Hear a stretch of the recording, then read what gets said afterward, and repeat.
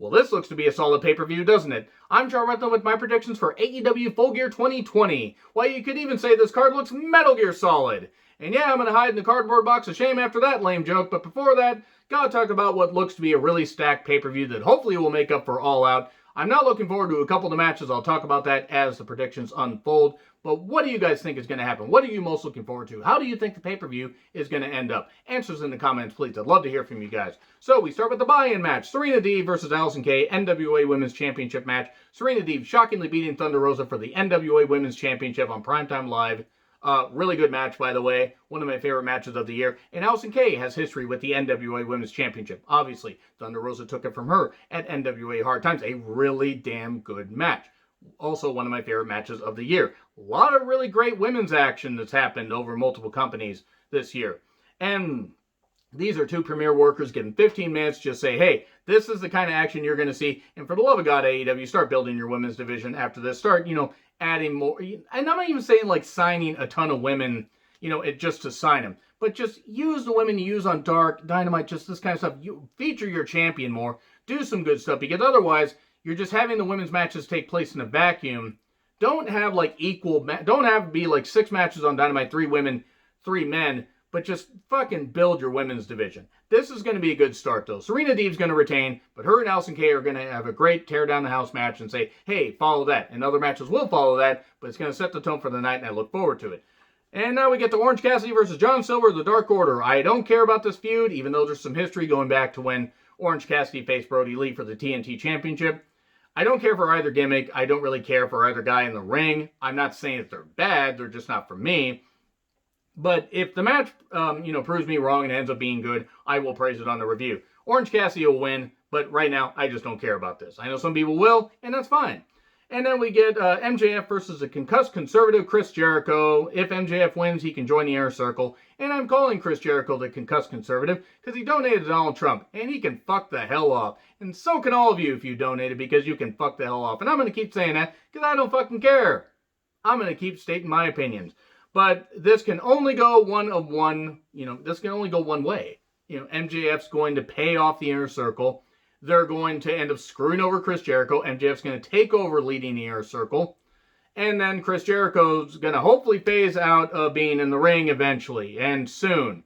Because after his match with Kenny Omega in the Tokyo Dome at Wrestle Kingdom 12, I'm sorry, Chris Jericho's fucking work has just plummeted.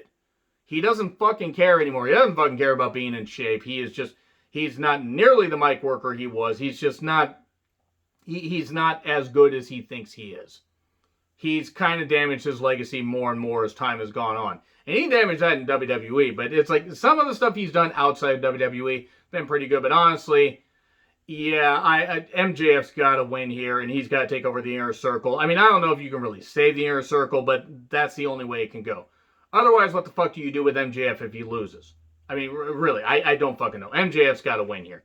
Hikaroshida versus Nyla Rose for the AEW Women's Championship. Hopefully Nyla Rose does not have Vicky, I vote for the Wall Guerrero. Can we trade her for Eddie and bring Eddie back instead? Because I'd love to have Eddie back instead of Vicky, I vote for the Wall Guerrero. She's a piece of shit as well. But anyway, Nyla Rose, I like Nyla Rose. I was shocked when she lost to Hikaroshida earlier this year. And I like Shida as champion. I'd love to see Shida retain. That is really goddamn hard to say. I think Nyla Rose is going to win here. And I'm all for it because Shida has done the best she can, but they aren't featuring the Women's Championship well or at all in some cases, and it's really fucking lame. But if Nyla Rose loses here, then who do you have Hikaru Shida face? You could build up some faces to face Nyla Rose down the road.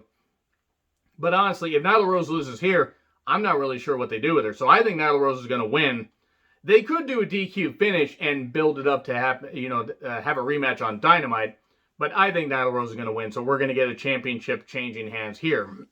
And then the second match I don't really care about. Matt Hardy versus Sammy Guevara. Elite Deletion match.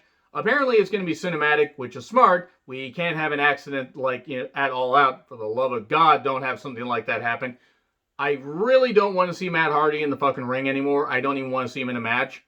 I don't want him to die. I really don't. I'm amazed that they fucking continued that. That was really goddamn bad. But check out my All Out review if you want to hear about that. Matt Hardy's going to win here. He's going to end the feud. Please end the feud. Please fucking end the feud. Sure, Sammy Guevara could win, but you can beat Sammy Guevara to powder, and it's really not going to affect him. I think Matt Hardy needs to win here, and then just end this feud, and have Matt Hardy be a manager for Private Hardy, if you will, but just please stop having Matt Hardy in the ring. And now we get Jon Moxley versus Eddie Kingston. I Quit match for the AEW World Title. This is one of the most personal matches I've seen in quite a while. This, as far as if you want to go with the WWE AEW debate, this and Roman Reigns versus Jey Uso, as far as like just, personal build, have been two of the best personal builds going in wrestling this year. And I would say Kingston versus Moxley is just a little bit better because they're not having to be nearly as scripted. But that being said, enough of that debate. I think that this match is going to be a knockdown dragout. I think it needs to be much more like Tully Blanchard versus Magnum TA Starrcade 1985, which I just retro-reviewed if you'd like to check that out. I'm really looking forward to this. Jon Moxley's got to retain, though. And I love Eddie Kingston. I'd love to see, Eddie Kingston win. He ain't going to win. He's eventually going to have to say, I quit. Moxley's going to beat him. Because the end game is going to be Moxley versus Kenny Omega, I feel. And to put the title on Kingston and end Jon Moxley's reign just, for a pop or just for a shock, I don't think we'll have the benefit. I don't think we'll, benefit them as much as they think. So I think it's going to be, give it 20 minutes, have it be, blood, have it be violent, have it be this brutal, brutal feud, and have it just be this incredible goddamn, just knockdown, drag out fight. At least 20 minutes so. And make sure that they just go absolutely insane. Have cordless mics though. Don't have the corded mic. I don't want to see those kind of spots. But Jon Moxley's going to retain. And it's going to be goddamn. I mean, just unless Kingston passes out. But if they come up with the stipulation like you have to say I quit, Kingston's going to have to. It's going to be really damn good. I really hope this main events. I don't think it will. But this is going to be one of the best matches of the year. It's going to be one of the bloodiest matches of the year, at least. Because they really have sold us on this. FTR with the Bucks, or FTR versus the Bucks, rather. Tully Blanchard banned from ringside for this, by the way. AEW World Tag Team title match. If the Bucks lose, they'll never challenge for the titles again. Now, Fightful.com put out, FightfulWrestling.com put out that apparently Matt Jackson is dealing with bad ligaments, MCL and ACL issues. If that's the case and the Bucks need to lose here so he can maybe have some time off to get surgery and recover and everything, yeah, they can't challenge for the championships again. Here's the thing. I don't think the Bucks need the championships. They're already over enough to their fans. Now, they could do this. They could beat FTR here, and then you could have FTR win the championships back because they had, title changes between FTR and American Alpha and stuff like that, and it was a little bit weird, but they didn't do it quite this soon. But that being said, I think that FTR is going to retain here, and I think the Bucks are going to go off, and Matt Jackson's going to get his surgery because I think he needs it, if any of that's to be believed. Because I don't know. I don't want it, whether I like the Bucks as performers or not, or even as people, they're right-wing conservative nutcases. I don't want them to be unable to have, be able to do any, kind of like performing, or even be able to have any kind of good health.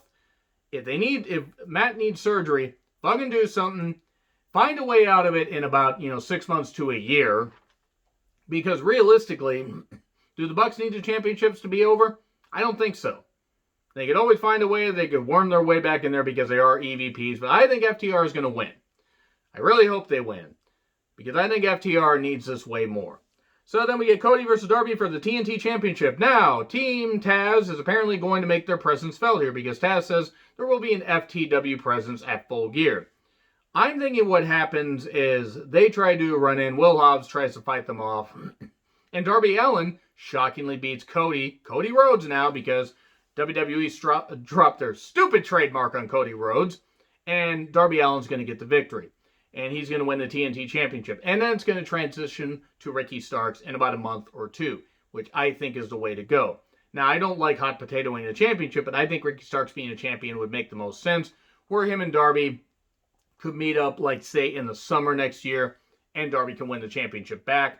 But I think Darby's going to beat Cody here, because Cody doesn't really need the championship. Watch it end up, being Cody and Ricky Starks beat Cody. But I really think that Ricky beating Darby would be even better. I don't know. That's just me. What do you guys think?